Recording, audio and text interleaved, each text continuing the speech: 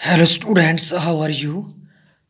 We are reading fifth lesson, the Barbers Trade Union, and we have read so far.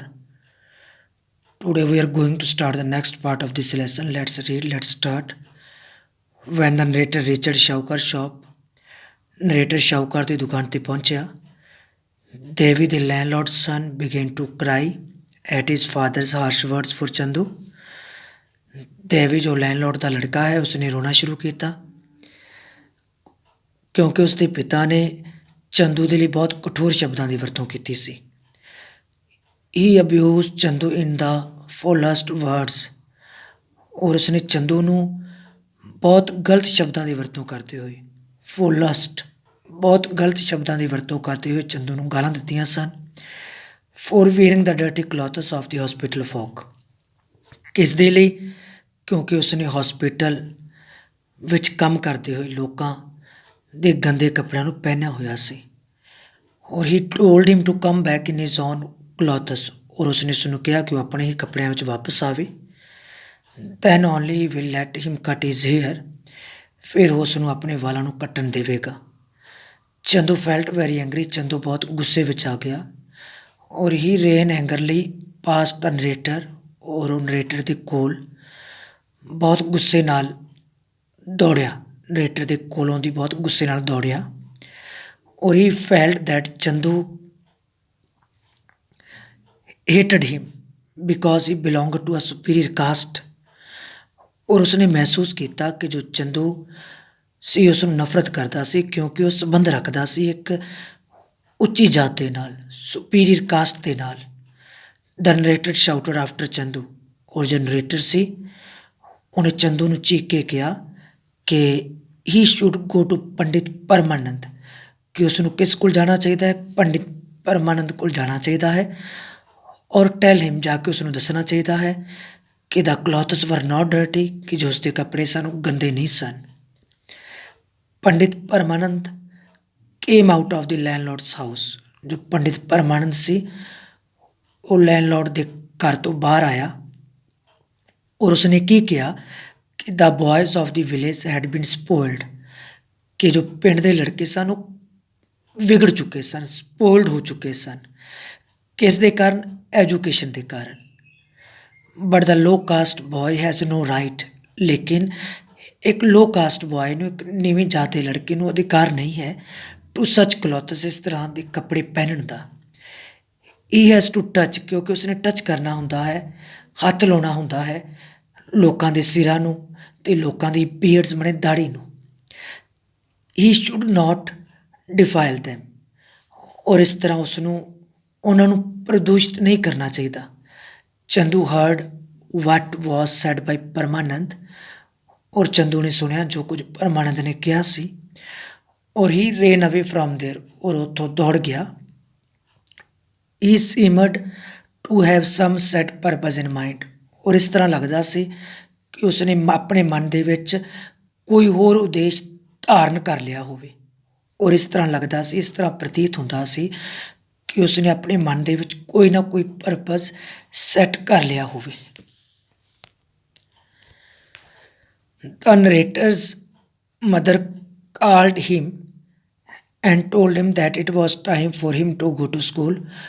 ਉਹ narrator ਦੀ mother ਨੇ ਉਸ ਨੂੰ ਕਿਹਾ, ਮਤਲਬ ਆਪਣੇ ਲੜਕੇ ਨਰੇਟਰ ਨੂੰ ਕਿਹਾ, ਉਸ ਨੂੰ ਬੁਲਾਇਆ ਔਰ ਉਸ ਨੂੰ ਕਿਹਾ ਕਿ ਹੁਣ ਸਕੂਲ ਜਾਣ ਦਾ ਸਮਾਂ ਹੋ ਗਿਆ ਸੀ. So he should eat and go to school, ਇਸ ਲਈ ਉਸ ਨੂੰ ਖਾਣਾ ਖਾ ਕੇ ਸਕੂਲ ਜਾਣਾ ਚਾਹੀਦਾ ਹੈ. She advised him not to mix with the barber boy, ਔਰ ਉਸ ਨੇ ਉਸ ਨੂੰ ਸਲਾਹ ਦਿੱਤੀ ਕਿ ਉਹ ਮਿਕਸ ਨਾ ਹੋਵੇ. ਕਿਸ ਦੇ ਨਾਲ ਨਾ ਮਿਕਸ ਹੋਵੇ? ਉਸ ਲੜਕੇ ਦੇ ਨਾਲ, ਉਸ ਚੰਦੂ ਦੇ ਨਾਲ. But the narrator was very disturbed, ਲੇਕਿਨ ਜੋ ਨਰੇਟਰ ਸੀ ਉਹ ਬਹੁਤ ਜ਼ਿਆਦਾ ਡਿਸਟਰਬਡ ਸੀ, ਬਹੁਤ ਜ਼ਿਆਦਾ ਪਰੇਸ਼ਾਨ ਸੀ. ਕਿਸ ਨੂੰ ਲੈ ਕੇ? ਚੰਦੂ ਦੀ ਕਿਸਮਤ ਨੂੰ ਲੈ ਕੇ, ਚੰਦੂ ਦੀ ਫੇਟ ਨੂੰ ਲੈ ਕੇ, ਕਿਸਮਤ ਨੂੰ ਲੈ ਕੇ. On his way back from school he called in at the hut where Chandu lived with his mother. ਉਹ ਰਸਤੇ ਤੋਂ ਸਕੂਲ ਤੋਂ ਵਾਪਸ ਆਉਂਦੇ ਹੋਏ ਉਹ ਜੋ ਨਰੇਟਰ ਸੀ ਉਹ ਚੰਦੂ ਕੋਲ ਗਿਆ, ਉਸਦੀ ਝੌਂਪੜੀ ਵਿੱਚ ਗਿਆ ਜਿੱਥੇ ਚੰਦੂ ਆਪਣੀ ਮਦਰ ਨਾਲ ਰਹਿੰਦਾ ਸੀ. ਔਰ ਹਿਜ਼ ਮਦਰ ਵਾਜ਼ ਐਨ ਇਲ ਟੈਂਪਰਡ ਵੂਮੈਨ, ਔਰ ਉਸਦੀ ਮਦਰ ਵੀ, ਜੋ ਚੰਦੂ ਦੀ ਮਦਰ ਸੀ, ਉਹ ਵੀ ਜਲਦੀ, ਉਸਨੂੰ ਵੀ ਜਲਦੀ ਗੁੱਸਾ ਆ ਜਾਂਦਾ ਸੀ। ਉਹ ਵੀ ਜਲਦੀ ਆਪਣਾ ਆਪਾ ਖੋ ਦਿੰਦੀ ਸੀ। ਉਹ ਵੀ ਇਲ ਟੈਂਪਰਡ ਸੀ, ਚਿੜਚਿੜੀ ਸੁਭਾਅ ਵਾਲੀ ਸੀ। As a low caste woman she could understand the upper caste people, ਔਰ ਉਹ ਇੱਕ ਨੀਵੀਂ ਜਾਤ ਦੀ ਔਰਤ ਹੋਣ ਦੇ ਨਾਤੇ ਉਹ ਉਸ ਜਾਤੀ ਦੇ ਲੋਕਾਂ ਨੂੰ ਸਮਝ ਸਕਦੀ ਸੀ। ਔਰ she however like the narrator, ਫਿਰ ਵੀ ਉਹ ਨਰੇਟਰ ਨੂੰ ਪਸੰਦ ਕਰਦੀ ਸੀ। She asked him if he had come to see his friend, ਔਰ ਉਸਨੇ ਉਸਨੂੰ ਕਿਹਾ, ਸ਼ੀ ਆਸਕਡ ਹਿਮ, ਉਸਨੇ ਉਸਨੂੰ ਪੁੱਛਿਆ ਕਿ ਉਹ ਮਿਲਣ ਆਇਆ ਸੀ ਆਪਣੇ ਫਰੈਂਡ ਨੂੰ। ਤਾਂ ਸ਼ੀ ਆਲਸੋ ਟੋਲਡ ਹਿਮ, ਔਰ ਉਸਨੇ ਉਸਨੂੰ ਇਹ ਵੀ ਕਿਹਾ ਕਿ if his mother come to know, ਜੇਕਰ ਉਸਦੀ ਮਦਰ ਨੂੰ ਪਤਾ ਲੱਗ ਗਿਆ ਕਿ ਹੀ ਹੈਡ ਕਮ ਟੂ ਦਿਸ ਹਟ, ਉਹ ਉਸਦੀ ਝੌਂਪੜੀ ਵਿੱਚ ਆਇਆ ਸੀ, ਤਾਂ ਸ਼ੀ ਵੁਡ ਅਕਿਊਜ਼ ਹਰ, ਤਾਂ ਉਸ ਉੱਪਰ ਦੋਸ਼ ਲਗਾਵੇਗੀ, ਉਸਨੂੰ ਦੋਸ਼ ਦੇਵੇਗੀ, ਅਕਿਊਜ਼ ਕਰੇਗੀ for casting her evil eyes on his sweet face, ਕਿ ਉਸਨੇ ਉਸਦੇ ਸੁੰਦਰ ਚਿਹਰੇ ਉੱਪਰ ਮਾੜੀ ਨਜ਼ਰ ਪਾਈ ਹੈ। She asked him if he was as innocent, ਔਰ ਉਸਨੇ ਉਸਨੂੰ ਕਿਹਾ ਕਿ ਉਹ ਮਾਸੂਮ ਸੀ ਜਿਵੇਂ ਉਹ ਦਿਸਦਾ ਸੀ, ਐਜ਼ ਏ ਲੁਕਡ, ਜਾਂ ਫਿਰ ਉਹ ਹਾਈਪੋਕਰੀਟ ਸੀ, ਔਰ ਇਫ ਹੀ ਵਾਜ਼ ਅ ਹਾਈਪੋਕਰੀਟ, ਜਾਂ ਫਿਰ ਉਹ ਪਖੰਡੀ ਸੀ, like the rest of others of his caste, ਆਪਣੀ ਜਾਤ ਦੇ ਦੂਸਰੇ ਲੋਕਾਂ ਦੀ ਤਰ੍ਹਾਂ ਕਿ ਉਹ ਵੀ ਪਖੰਡੀ ਸੀ। ਤਾਂ narrator wanted to know where Chandu was, narrator ਜਾਣਨਾ ਚਾਹੁੰਦਾ ਸੀ ਚੰਦੂ ਕਿੱਥੇ ਸੀ।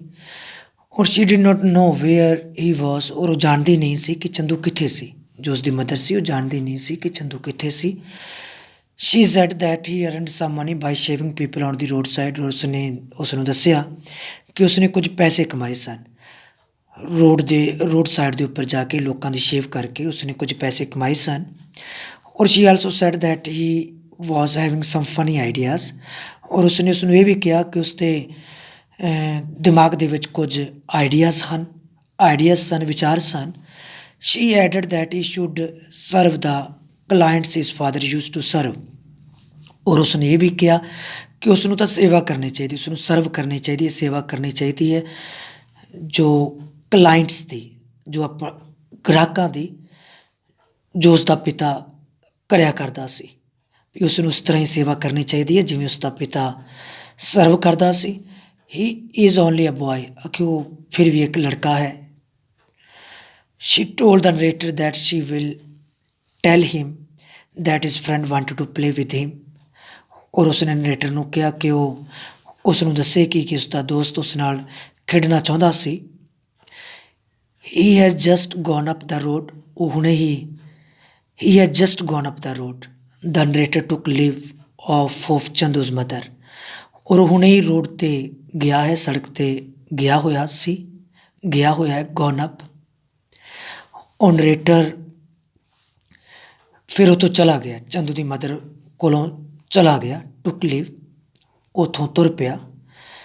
Chandu ਵਿਸਲਡ four the narrator in the afternoon, ਔਰ ਚੰਦੂ ਨੇ ਸੀਟੀ ਮਾਰ ਕੇ ਦੁਪਹਿਰ ਵੇਲੇ ਨਰੇਟਰ ਨੂੰ ਬੁਲਾਇਆ। ਉਹ ਆਇਆ, he invited the narrator to come for a walk, ਔਰ ਉਸਨੂੰ ਇਨਵਾਈਟ ਕੀਤਾ ਨਰੇਟਰ ਨੂੰ ਕਿ ਉਸ ਦੇ ਨਾਲ ਵਾਕ 'ਤੇ ਚੱਲੇ।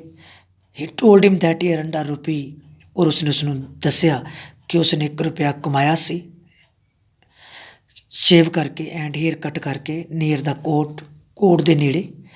ਦੈਟ ਮਾਰਨਿੰਗ, ਉਸ ਸਵੇਰੇ, as he had to come back, ਫਿਰ ਉਹ ਵਾਪਸ ਆ ਗਿਆ ਸੀ on the back bar of Hukam Chand's carriage, Hukam Chand ਦੀ ਗੱਡੀ ਦੇ ਉੱਪਰ। In the afternoon he should have earned more, ਔਰ ਦੁਪਹਿਰ ਵੇਲੇ ਉਸਨੂੰ ਹੋਰ ਜ਼ਿਆਦਾ ਕਮਾਉਣਾ ਚਾਹੀਦਾ ਸੀ। He should have earned more, ਉਹ ਹੋਰ ਜ਼ਿਆਦਾ ਕਮਾਈ ਕਰ ਸਕਦਾ ਸੀ ਦੁਪਹਿਰ ਵੇਲੇ। He told the narrator that he was going to teach a lesson to the caste conscious idiots, ਔਰ ਉਸਨੇ ਨਰੇਟਰ ਨੂੰ ਇਹ ਵੀ ਕਿਹਾ ਕਿ ਉਹ ਤਾਂ ਸਬਕ ਸਿਖਾਉਣਾ ਚਾਹੁੰਦਾ ਸੀ ਕਿਹਨਾਂ ਲੋਕਾਂ ਨੂੰ, ਜਿਹੜੇ ਉੱਚੀ ਜਾਤ ਦੇ ਲੋਕ ਹਨ, ਜਿਹੜੇ ਉੱਚੀ ਜਾਤ ਦੇ ਮੂਰਖ ਲੋਕ ਹਨ। ਔਰ he was going on strike, ਉਹ ਸਟ੍ਰਾਈਕ 'ਤੇ ਜਾਵੇਗਾ, ਹੜਤਾਲ 'ਤੇ ਜਾਵੇਗਾ। He will not go to their houses, ਉਹ ਉਹਨਾਂ ਦੇ ਘਰ ਨਹੀਂ ਜਾਵੇਗਾ, ਉਹਨਾਂ ਨੂੰ ਅਟੈਂਡ ਕਰਨ ਵਾਸਤੇ, ਉਹਨਾਂ ਦੀ ਸੇਵਾ ਕਰਨ ਵਾਸਤੇ। He was going to buy a Japanese bicycle for 5 rupees, ਔਰ ਇੱਕ ਜਾਪਾਨੀ ਸਾਈਕਲ ਖਰੀਦੇਗਾ ਜੋ 5 ਰੁਪਏ ਦੀ ਹੈ। ਔਰ he shall learn to ride it, ਫਿਰ ਉਹ ਇਸ ਦੀ ਸਵਾਰੀ ਕਰਨਾ ਸਿੱਖੇਗਾ। Then he will go to town every day, फिर वो हर दिन टाउन जाएगा, शहर जाएगा, और he will ride the bicycle with his overcoat, और वो बाईसाइकिल की सवारी करेगा अपने कोट के नाल, अपना कोट पा के, ब्लैक शूज़ पा के और वाइट टर्बन पा के अपने हेड के उपर, और he will look fine in this dress, और उस ड्रेस के विच बहुत वधिया दिसेगा। द नरेटर सैड, नरेटर ने कहा कि he would definitely look nice, narrator ने ये भी कहा कि वो ਜ਼ਰੂਰ ਹੀ ਬਹੁਤ ਵਧੀਆ ਦਿਸੇਗਾ। ਥੈਂਕਸ।